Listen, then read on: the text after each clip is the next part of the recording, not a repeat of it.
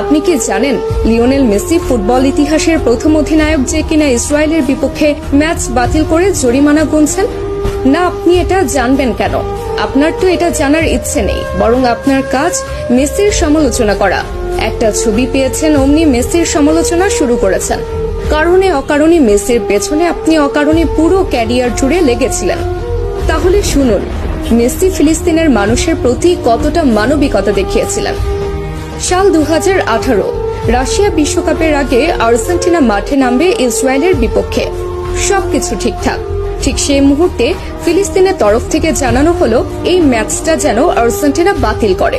কিন্তু Argentina football অ্যাসোসিয়েশনের তরফ থেকে সেটা সম্ভব ছিল না, কেননা এই ম্যাচটা বাতিল করলে মোটা অঙ্কের জরিমানা গুনতে হতো এএফএ কে। আর অর্থনৈতিক দৈন্য দশায় ভোগা আর্জেন্টিনা ফুটবল অ্যাসোসিয়েশনের তরফ থেকে সেটা সম্ভব ছিল না।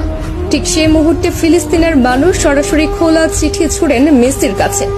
আর্জেন্টাইন অধিনায়ককে অনুরোধ জানানো হয় ম্যাচটা যেন বাতিল করে, এবং মেসি তাদের অনুরোধে সাড়া দিয়ে ম্যাচ বাতিল করেন এবং নিজ পকেট থেকে জরিমানা পরিশোধ করেন আর্জেন্টাইন ক্যাপ্টেন। সঙ্গে সঙ্গে ইতিহাসের প্রথম ক্যাপ্টেন হিসেবে ম্যাচ বাতিল করে জরিমানার টাকা পরিশোধ করে অনন্য দৃষ্টান্ত রাখেন লিও। এবার বলুন, কোন মেসিকে নিয়ে সমালোচনা করেছেন? কতজন মানুষ এইভাবে নিজ পকেট থেকে জরিমানা গুনেছেন ফিলিস্তিনের জন্য, বলুন তো? এরপর যদি মেসির সমালোচনা করেন, দয়া করে আয়নায় মুখখানা দেখবেন।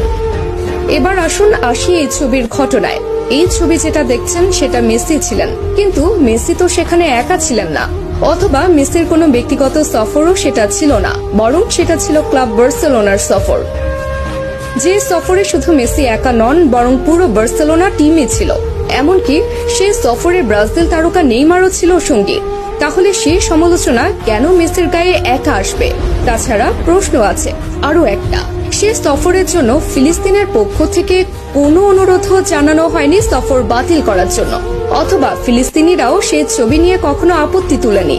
কিন্তু যখন তারা মেসিকে অনুরোধ জানিয়েছে, সঙ্গে সঙ্গে মেসি সে অনুরোধে সাড়া দিয়েছে।